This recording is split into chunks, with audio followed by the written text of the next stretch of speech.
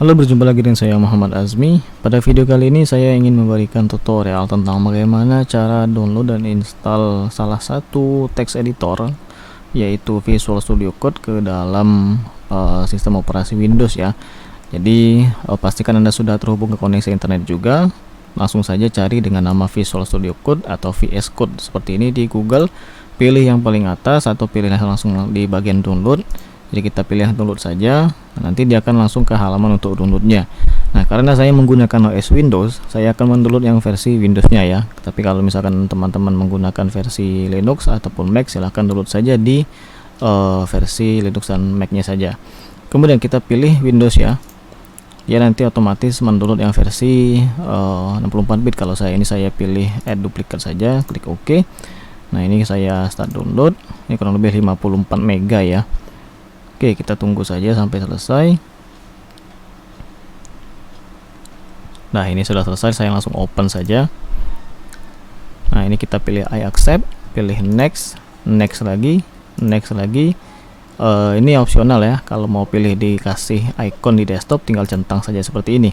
Tapi kalau saya tidak mau, saya pilih yang di sini saja untuk add open with-nya, open with code juga, sama di sini juga. Oke, saya pilih next. Saya install. Nah, ini tinggal ditunggu sampai dianya selesai.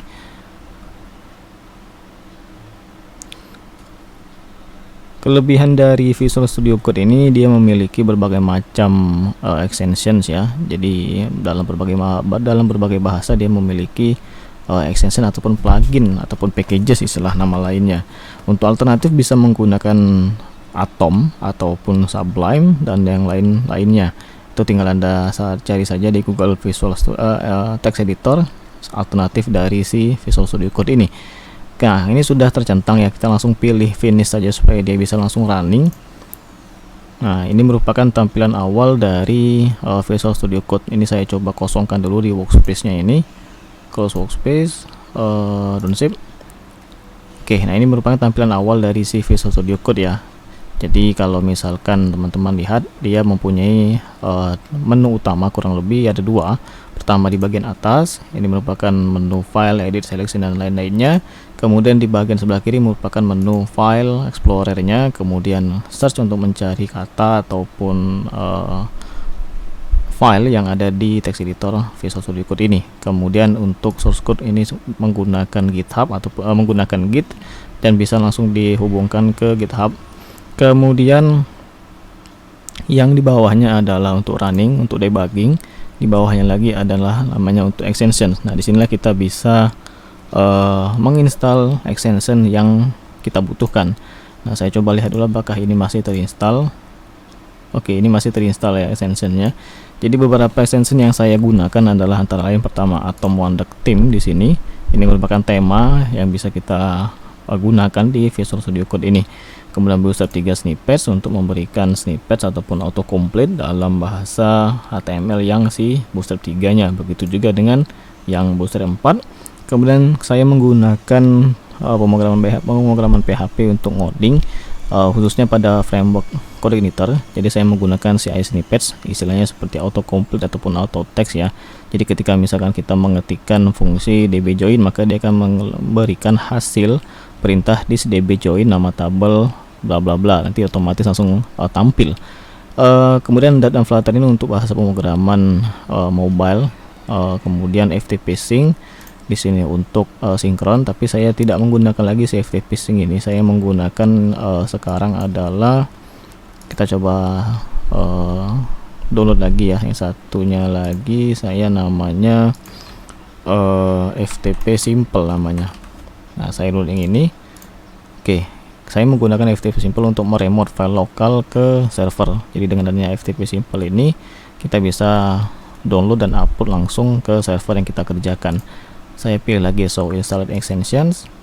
Oke, kemudian di bawahnya lagi ada yang namanya material icon theme, tapi saya tidak pakai lagi yang ini. Saya menggunakan yang VS Code, bukan VS Code tapi Monokai yang si Atom Wonder Theme di sini.